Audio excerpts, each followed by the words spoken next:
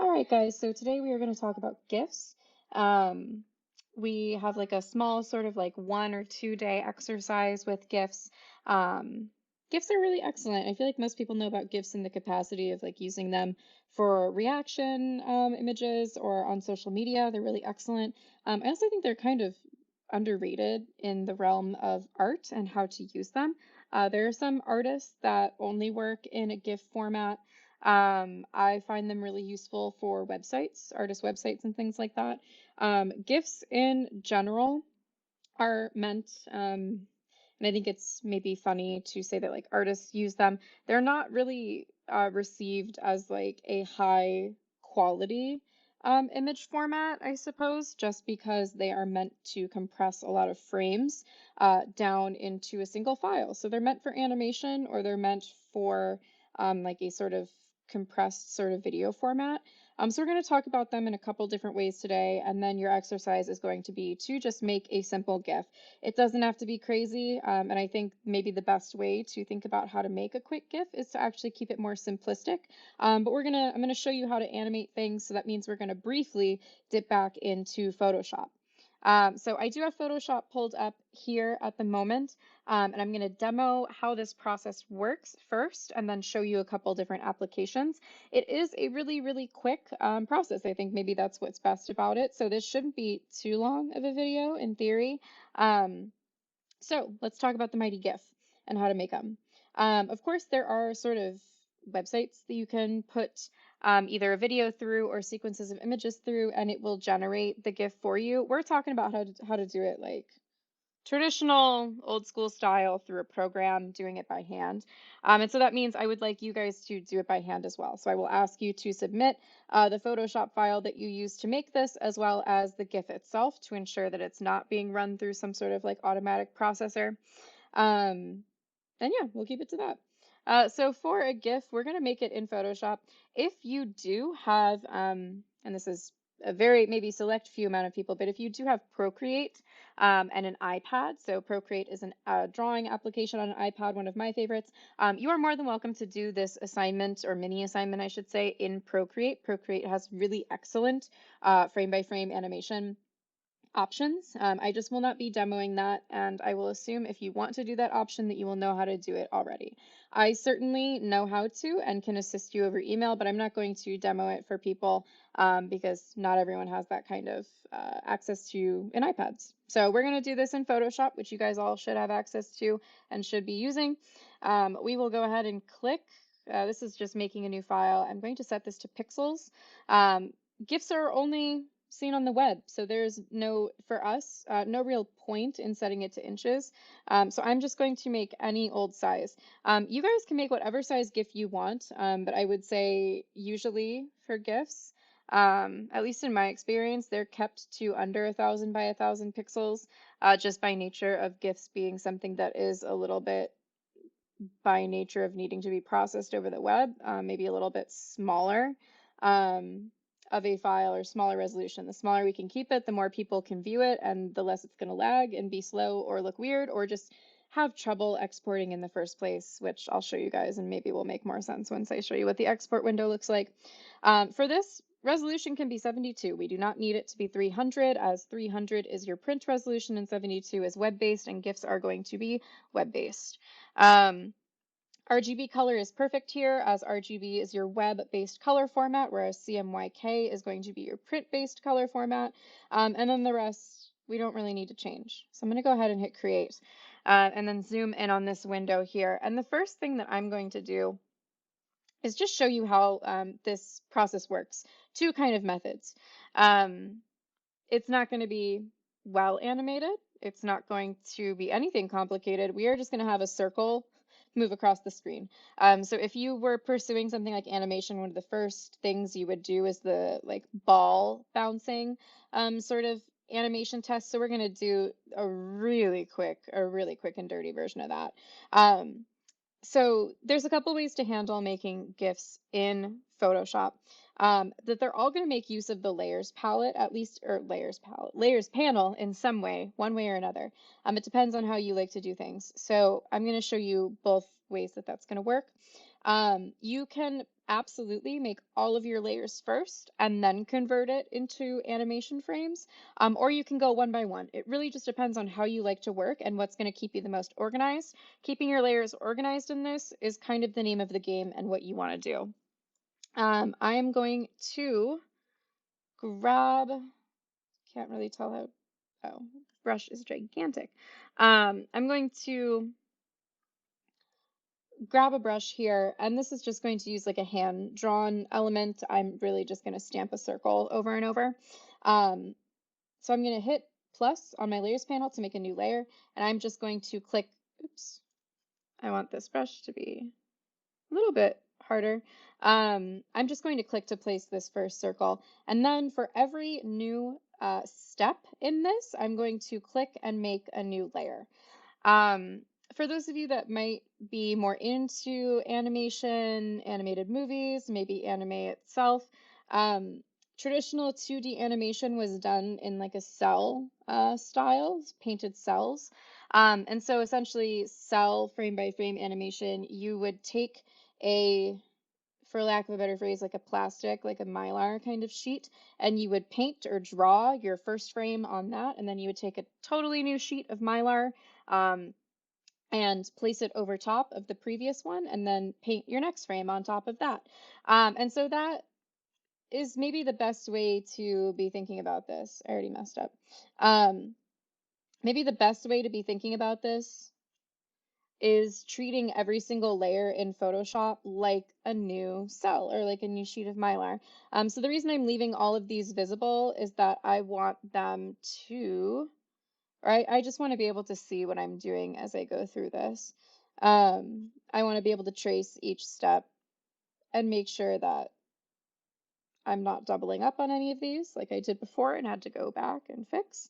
Or I just want to make sure that this is like moving through each stage of this properly. The thing about hand drawing something like this for frame by frame animation, the more frames you have, the smoother it's going to be. And so this is going to be really choppy and really chunky. It's not going to be great. It's not going to be pretty, but it's going to get the point across. So that's just something to be aware. If I wanted this to be smooth, there would be a ton of different steps in between each of these layers. Um, and that's just the nature of the game. So I have all my layers made. It doesn't look good, but it's there, and that's fine. So the first thing I'm going to do is I want to take all these layers and turn them into frames for this animation. And the only way to bring up animation properties in Photoshop is to go up to Window up here, and then go all the way down to Timeline. And timeline, if I move this annoying thing out of the way, timeline is going to give me the option of either creating a video timeline, which is, if you had video, that would work. Otherwise, we're going to create frame animation. Most of yours will probably default to creating video timeline first, so just make sure you click the little caret off to the side and select create frame animation, and then you can click that button to make the frame animation. I'm going to condense my panel down, well, if it lets me. I'm going to there we go. I'm going to condense my panel down a little bit so I can see all my layers and my timeline at the same time. And the first thing I want to do is I want to hide, by clicking the little eyeball, every single layer but my very first one. The background is going to stay present on these at all times, and that's totally fine.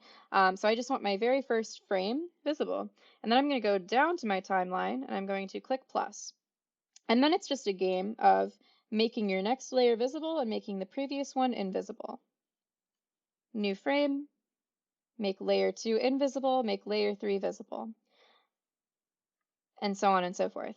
That means you can also have multiple layers visible at the same time. So if I oopsie and I forget to make layer 4 invisible, it's going to have both of these present. So you can kind of, with the little thumbnail icon, track and see what point you're at. And so this is just going to be a lot of me clicking. The reason this example is kept so simple and not smooth, and to be honest, not really well done, is to save you guys the mind-numbing action of watching me go through every single layer and make it visible and invisible. Now you only have that, oops, for a minute instead of like way too long. This is also partially why I like to get all of my frames, as many as I can, or as many as it makes sense to, drawn before I start this process, is because it's really, really easy the more layers you have or the more frames you have to get unorganized or out of order really quickly. Trust me, one of the examples I'll show you is one of my animations that has like hundreds of frames, and it was a pain to do because I was working on it as I was going, so I just got lost really, really quickly. So now that all of these layers are in theory as they should be, I have all my frames in place. You can kind of click and track through them. Looks good. I have down here my little play button, and so now I can test and see that this is working. The reason this little guy has a bounding box on it at one of these steps is just because it's the layer that I currently have selected. So that's, it won't show up in the final animation. I wouldn't worry about it. You can just select the background instead if that's bugging you. Because it bugs me sometimes. So there, that's a really quick, super, super quick animation. Some of these are like this is pretty soulless. Some of these, if I were looking at things that I could do to make this a little bit better, the first thing I would do is look at this option down here called, if I hover over it, it should be called tweening. Tweens animation frames. So this is going to be Photoshop's way of automatically adding more steps in between all of these. But I found it looks just kind of really weird and hazy half the time. I don't think it's super well done. So if you're looking at your animation on your GIF and you're doing it this hand-drawn way, if you're looking at it and thinking this looks like super chunky, I would just draw more frames in between instead of hitting tweening. What I would end up doing to give this a little bit more character is I would start working in what's called smears. Um, for those of you that might not know what smears are, I will show you really quickly. So smears, animation smears, are essentially this little trick. You guys have probably seen it if you've watched anything animated at some time, where you warp the animation or the frame itself to give a little bit more character. So, like this, Elmer Fudd is shaking his head really quickly in this, I'm sure. And this little in between is just going to look like it's full of personality. Same thing here. Like it's super cool. I love smears. I think they're super, super silly. Some of my favorite smears are in The Simpsons, just because like this is so wonky, but it's also so cool looking. And sometimes people will take seeing smears as like a character trait of bad animation. Maybe the most classic one that some of you guys might know.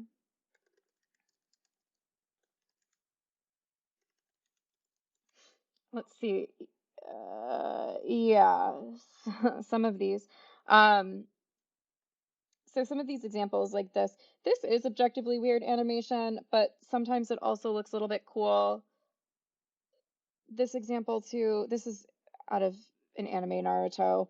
For those that know, for those that don't, my apologies. But this is, so these are smears. Smears are basically stretching or warping something to get it to look like it has a little bit more character. So in the case of this ball here, what I would end up doing is making it, or maybe even adding in another frame in between these two.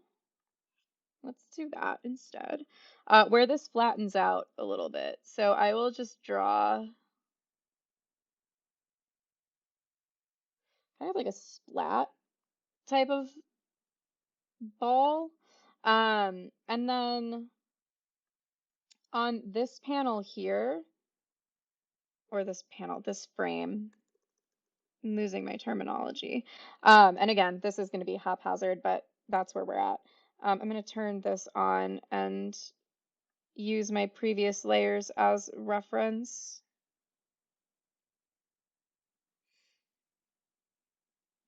And then turn this one off really briefly. So I'm gonna like stretch out one of these balls, and we're gonna see if this looks even remotely, but you'll get the point. Um, so stretch one of these out, have it splat, and then do the same thing where I'll insert another one.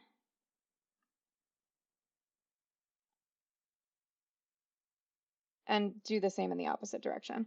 I won't belabor doing all of them. The problem is now you can see like I've royally toasted my entire frame by frame thing. So I'm gonna have to go through and reorder some of these because now they're present on every single one.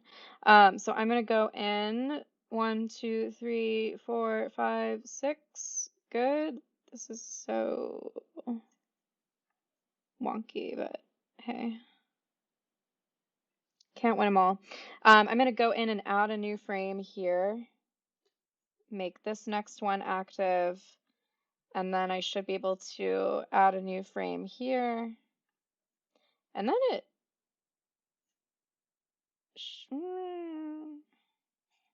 maybe I was going to say it should proceed as normal, but you never really know. 1, 2, 3, 4, 5, 6, 7, 8. Things are just a smidge off, of course. So I'm just going to grab all of these and pull them, I think.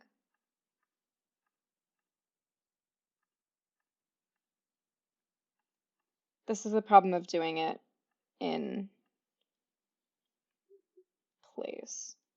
Really quick fix for this is just going to be that I turn all these layers back on quickly.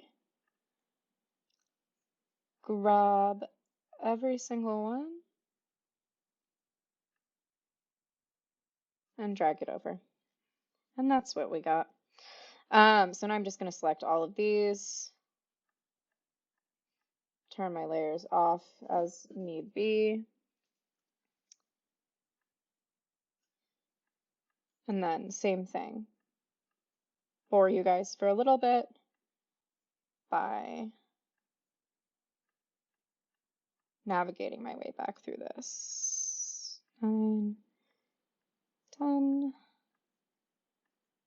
11, 12, 13, 14, 15, 16. All right, let's see.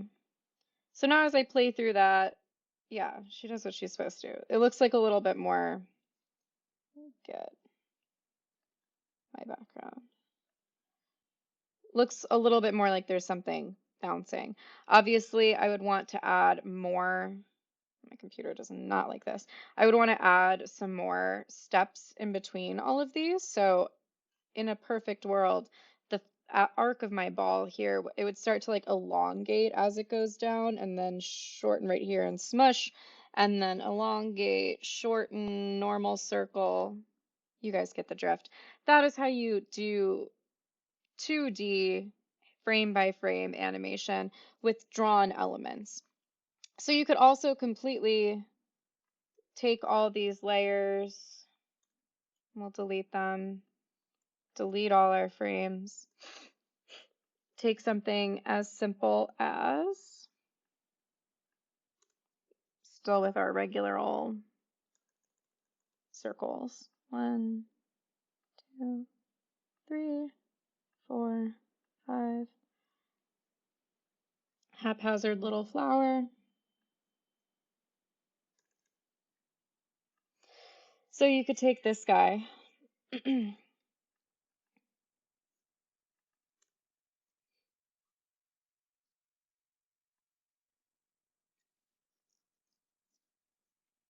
I'm just going to end up taking this.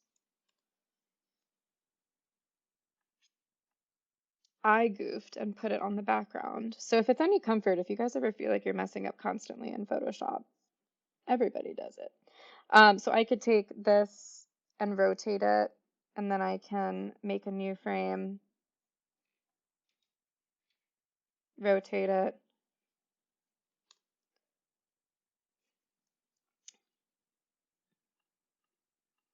You can basically like pull and push this around. So I will, whoops, sorry, duplicate the layer, rotate, duplicate the layer, rotate, oops, duplicate, rotate. I'm not going to make it go all the way around. But again,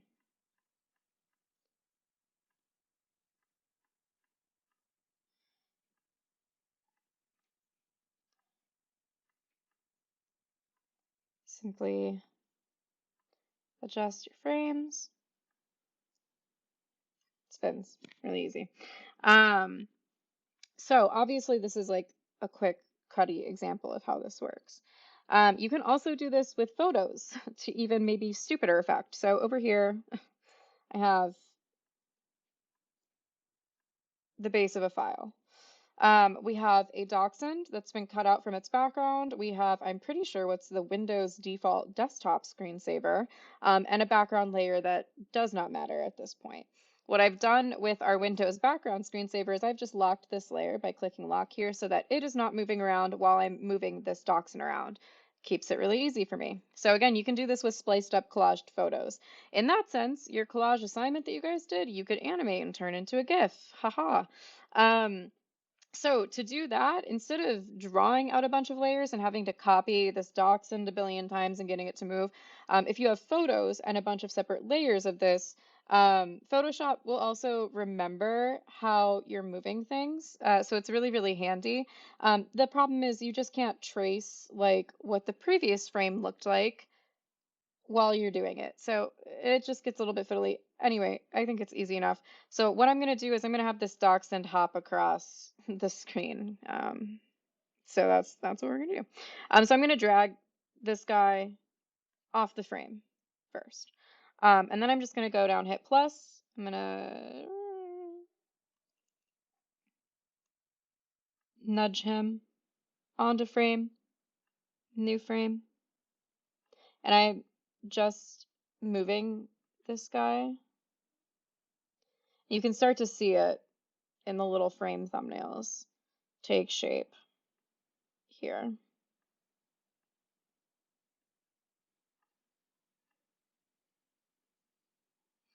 Um, and I honestly like GIFs by nature, I think GIFs are pretty unserious.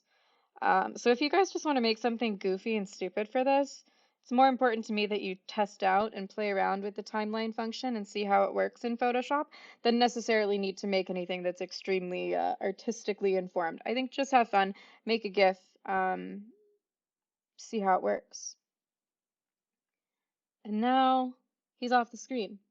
So when we hit play and we get off this layer so we don't see that annoying thing, he's hopping across the screen. Great, super easy.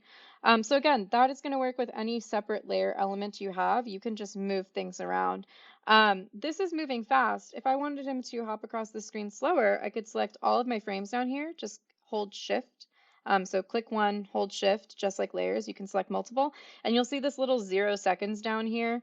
So you can pick how like fast the frame is or isn't, or how long the duration of the frame is. So at the moment, 0.1 seconds is how long this frame is taking. If you want it to like not have any delay to it, obviously you'll pick no delay and it's going to be at 0 seconds. That's great. So in a more, I guess, to as a point of proof that I do love GIFs and like to make them a lot instead of just the goofy like or cruddy demos that we've just done. This is a little orange. And so this is maybe a more complex example of what you can do with GIF making. So the entire thing is 240 frames, and it is way too many layers, but it's basically a GIF that I made of an orange that peels itself nice and slow, and then repeels itself, so it loops. So it unpeels itself and then like zips up the peel, and then the leaves come back, and it loops infinitely, which is really fun. So this was all hand-drawn frames in here in Photoshop. So each of these steps is a frame and a different layer that comes up to a certain point, like rising action. And then you basically, or I basically, copied, like copy pasted the frames in the falling action. So it just reverses itself. Um, This obviously was not done with like a trackpad. That would be horrendous to try to draw this with a trackpad. So I had a pen tablet. This would be something that you could do really easily in Procreate, which I mentioned earlier. But if you have some kind of like drawing application, something like this is far more doable. But it is just more to show you that all of these frames, like you can make a very or relatively robust little animation in Photoshop. And it's pretty fun. I think I did this in like a night or two just because I was procrastinating on the assignment it was for. And it worked out really well. Another thing that this is a great example of, or this orange here, is how to export GIFs. So you guys will go up to File, and it has a unique way of exporting. So File, Export, and then you're going to want to hit Save for Web Legacy. Um, I don't know why, but that's just the best way to be exporting these GIFs. And what it's going to do is show you this nifty little window here where you can preview the GIF that you've made. Um, Sometimes they move faster, just something to be aware of in the actual final export. And then the other thing to be aware of is that, again, GIFs are meant to load quickly on the web and be playable by pretty much everybody. So if you're using a lot of layers or a lot of colors, that's going to make it more complex for exporting. But the nice thing is here you can see color table. So it has probably already started to reduce the amount of colors that I used. So if you hand paint something, it'll do that work for you. This is the max amount of colors a GIF, at least in Photoshop, can have, so 256. As I start to downgrade this, might not be super prevalent as an orange is mostly just the color orange, but we'll see if you can see it when it's playing at all. It does get simplified the more, or maybe the transitions between colors are harsher. It does get simplified the less colors you have. So if I were to select something with 4 colors, you can start to see I'm losing detail. Also, the leaves are orange now. Um, so, and partially also because like transparency is a color, quote unquote. Um, but that is also where you can start to get these like kind of fun and funky effects in your GIF. So look at how weird and crunchy that looks. I think it's super cool. It has a very like lo-fi, early web aesthetic. So we'll switch to 256 and like that still looks smooth. It still looks like my illustration. You can see transitions between color. There's not a ton of like, not a ton of harsh jagged edges or anything like that. And then we're gonna jump to 8 and it's gonna get like pixelated and crispy. I think it's really cool, and it's definitely an aesthetic that you can like fuss around with and play around with. Um, there's a certain appeal to it, not in an orange pun kind of way, but there's a certain appeal to it that I think is really fun. So I would also suggest messing around with that and seeing how things react. Once you have selected exactly what you want it to look like, you can also, if you're having trouble exporting it, you can decrease the size here. So if this was being a total pain to export, I could, and it'll do the auto conversion for you, or you can type in a percentage. So if I want this to be half size, oh God. See, it freaks out the more layers and the more details you have. So just be aware of that. You can go ahead and make it loop either once or forever. I would just select forever, and then you can hit save, and it's going to bring up your format. So name your file, name your GIF. Your settings should just be good. Then you'll have your little GIF all there and ready to go. Um, and that's going to work the same across Photoshop. GIFs are super, super fun. I think this is maybe like not a practical use of GIFs, nor would something like this be, nor would this little guy be. Um, and I think maybe like a practical use of GIFs when we're thinking of using GIFs, we're thinking of stuff that can be used online, like those reaction images again. But I think for artists, for anyone interested in art, I think GIFs are extremely practical. And maybe the way I use them the most is on my portfolio website. I think GIFs are fabulous. I think they're extremely underrated. Whoops, not my shopping. I think they are extremely underrated. We're just gonna fuss around until I can find the tabs that I was looking for. They're extremely underrated for quick easy to view animations on websites. So my personal website, in a non-plug kind of way, but I think as a good example way, uses GIFs all the time. So this little guy right here with my name is a GIF that I made in Photoshop. Um, and I would be more than happy to talk about GIFs at a greater length if anyone is particularly interested in them or using them in this way. This right here is a GIF of different book spreads that I made. Um, this in the background here is a GIF of different panels in a book I made. This right here is a GIF that I hand drew. Um, GIFs are everywhere, all over on my website. I think they're just super, super useful. And you can have kind of like statement piece GIFs like that, or you can just have these little more subtle kind of moments that aren't necessarily like crazy and super, super like stand out. Or this guy. I think they're a great way to cycle through pieces of work. I think they're an excellent way to like show off multiple things at once without having to necessarily um like have a slideshow or have a like a gallery full of images or something like that. I think maybe there's another. Yeah, this is a GIF that just cycles through things. So I don't know. I think it's super, super useful. I think they're very underrated. Um, so yeah, that's gonna be GIFs. Really quick run through. Again, like I said, for your guys' gifts, it does not need to be serious. It does not need to be anything crazy. You can just make something silly like this if you want, or you can, go crazy and make an actual frame by frame animation, or you can make something that is like practical and maybe going to be used on a website or on your Instagram or something like that. So run amok. It should be quick. So I would say, like, do not take this, like, this is an exercise. Is it graded for points? Yes. But play around, mess around, have fun with it. It is meant to be quick. You guys will have like 1 to 2 days on it max. Don't stress about it. Just get used to these tools, and it's kind of the best way to maybe brute force your way through the layering system in Photoshop. So even though we're in time-based and we're working in Premiere, we're taking a brief dip back into Photoshop just for this gift making exercise. Feel free to send me any questions. Let me know if you have any questions about how to do something for gifts in Photoshop. Or if you want to just like elaborate on, easy ways to use them a little bit more. Otherwise, that is what I've got for you guys. We'll see you for end of Premiere and 3D modeling. Bye.